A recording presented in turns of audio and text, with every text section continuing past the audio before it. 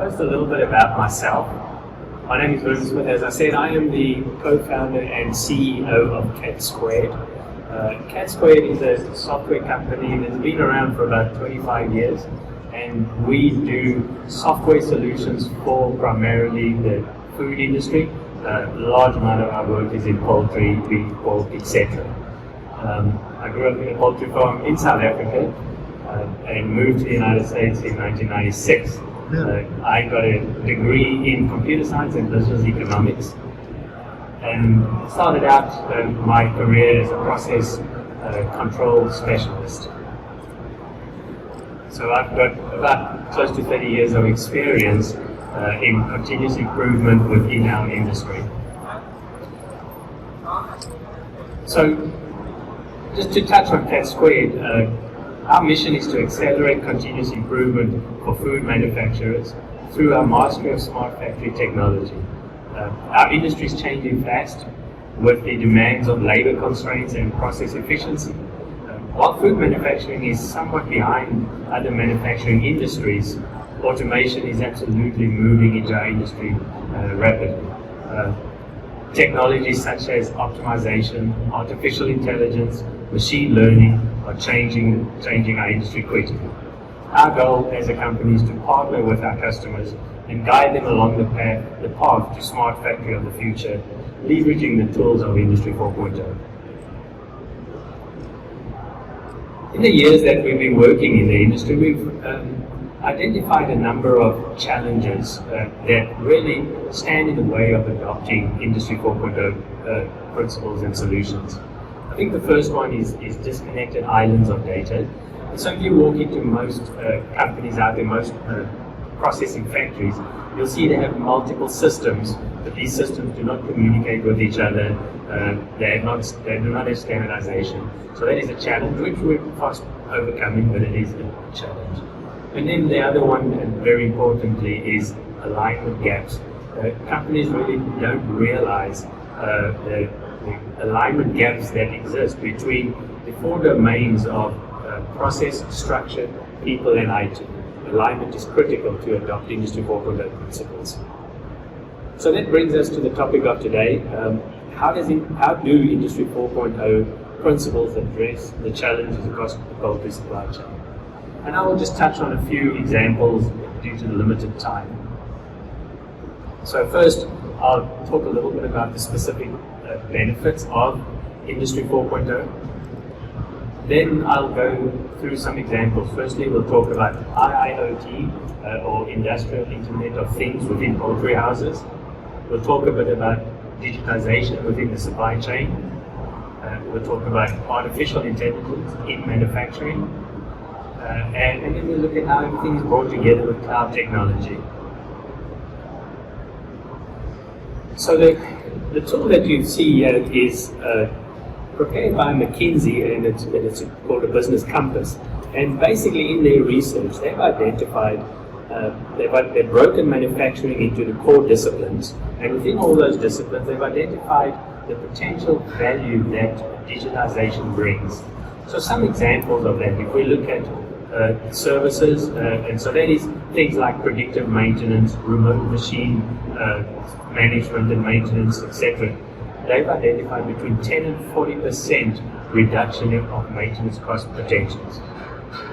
If we move on to resources and processes, they've identified a potential increase in productivity between 3 and 5%. These are things like smart energy consumption, real-time yield optimization, etc. Then moving on to asset utilization, there's a large opportunity there of 30 to 50% reduction of total machine downtime. Moving on to labor, there's an opportunity there of 45 to 55% increase in productivity in the technical professions through automation of knowledge of work. Inventory is obviously a lot of opportunity there, but cost of inventory holding can be decreased from 20 to 50%. Quality, another area with great opportunity. Cost of quality reduces from 10 to 20%. Supply and demand, so this is things like data data-driven design to value, data-driven demand predictions, etc., forecasting accuracy can be increased significantly, and so forth. Finally, time to market, 20 to 50% reduction in time to market. So as you can see, there's some great benefits for digital transformation within an organization. So let's talk about some examples. First, IoT in poultry houses. So Cat Squared is part of a group of companies owned by CTV, one of our sister companies, Time, produce houses, feeders, etc. There's many companies working in this space, but really data collection devices in houses now collect data, push that data up into systems, into the cloud, and then artificial intelligence is applied to this data for things like growth predictions, etc. So it gives you real visualizations of the process. So some great examples of technology being used in poultry houses. So remote access of feed inventories, bird weights, exact bird populations, water consumption. And even there's some new technologies like vision being used in poultry houses now to identify different anomalies. And then the predictive models are becoming very powerful, such as time to empty on feed bins, time to target weight of birds, and very importantly, bird weight predictions for a processing factory. This is critical to know the size of the birds that are going to hit the factory any time down the road. So some great applications happening in that area. Next, let's talk a little bit about the digitization of the value chain. There's many examples, but I'd like to show one of the examples that Cat Squared is currently deploying, and that is around traceability. As everybody knows, traceability is critical, and I think there's multiple uses for traceability for a company. Obviously, regulatory, you need to be able to trace. Your customers require certain speeds of traceability, and then for internal purposes, obviously for management, but also another angle is actually for differentiation of your product in the marketplace. So many companies are using traceability, and some of you would have seen that when you go into a supermarket now, you're starting to see products where you can scan the product and you can learn about where that product comes from, provenance data. So those are examples of traceability, and really the technology that really lends itself well to this is distributed ledger, or what most people call blockchain technology. Because our supply chain is so fractured, we can upload data from all these different areas into this distributed ledger, where it is then consolidated to give us full traceability. So an example is the Cat Squared food tray solution, where any of our customers that use that can generate these QR codes, and if you scan that product in the supermarket, you will get what's known as provenance data, where the product comes from. Those QR codes should work, so for anybody who's close to that screen, if you scan it with your camera, you should see some examples of what the solution will generate, and I can pop it up in a bit as well. So you'll get provenance data, and then we've also built in some content management, so a company can upload recipes, upload coupons, upload videos about their product, so that as a consumer you can get that information. Then obviously we'll talk about artificial intelligence in manufacturing, and there's multiple examples of that. I'm going to touch a little bit on OEE, overall equipment effectiveness. That is a very important measure of how efficient your process is. It's kind of like efficiency, but a little bit more. It takes performance, efficiency, and quality into account, so it gives you a more holistic view of that efficiency. And it relies on those sensors. So here's an example of some applications where you see a full process line. There's any number of sensors on those lines. Those sensors are all connected to a solution, so it gives you real-time visualization of, is the line running? What is the effectiveness? What is your quality? How many rejects do you have? Do you have any alarms? And you can drill into that, drill into downtime. So those are examples of how that information is used. And then one very important one is predictive maintenance. And interestingly enough, if you look at this show years ago, you never really saw much about that. But walking around the show today, I've noticed several booths, equipment manufacturers are talking about predictive maintenance. So traditionally, companies started with what's known as reactive maintenance, where if something's broken, they fix it. obviously your efficiency is very low there. Then they went to a planned maintenance schedule, where I would say probably the majority of people are still working with planned maintenance. You have a planned schedule, you work on that maintenance schedule, whether things are broken or not. And it's more effective, more efficient, but still not where we want to be. You then have proactive maintenance, where you fix things before you even have an issue. And I think condition-based maintenance also fits in this. Because we have a lot of sensors now that are collecting data, we can create alerts so that we can say if my vibrations increase by more than X or the temperature increases, then let's fix it because we know something's going to go. But the ultimate goal that people are now working on is predictive maintenance. And what happens there is you collect all this data from these sensors, push it up into an artificial intelligence or machine learning tool.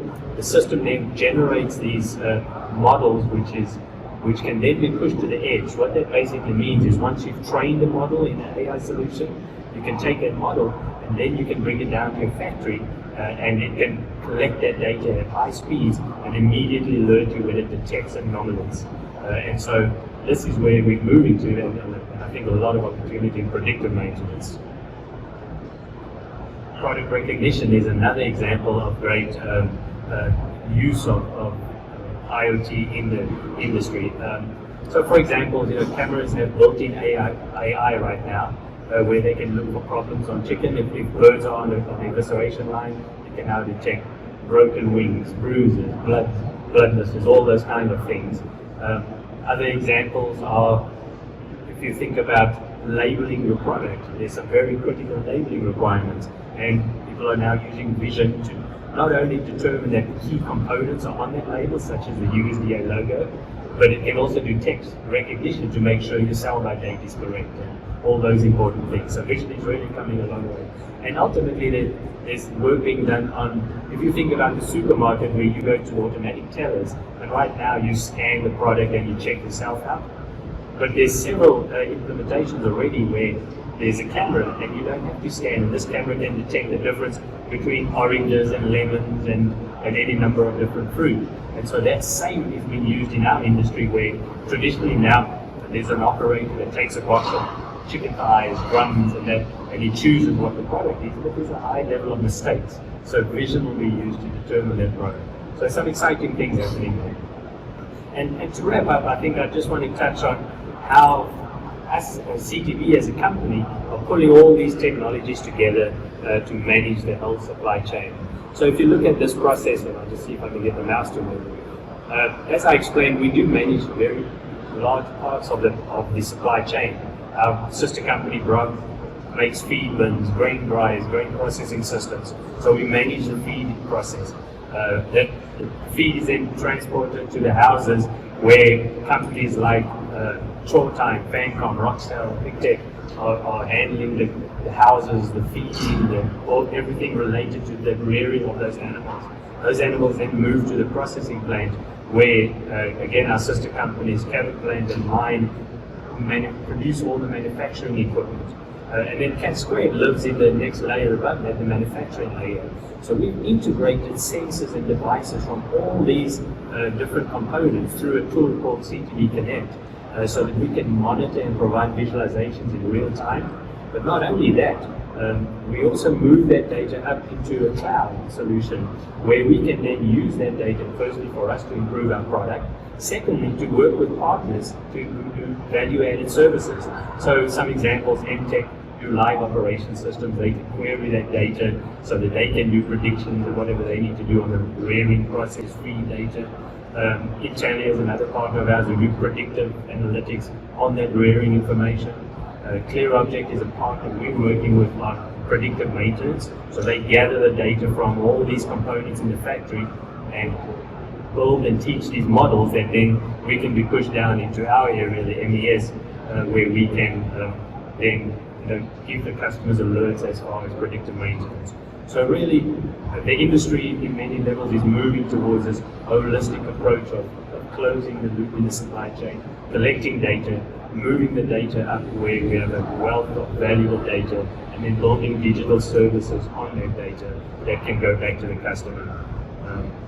Ultimately, this slide talks about things also like rearing information going up, and then things like decision support data going back down for farming, for the manufacturing process, traceability, etc.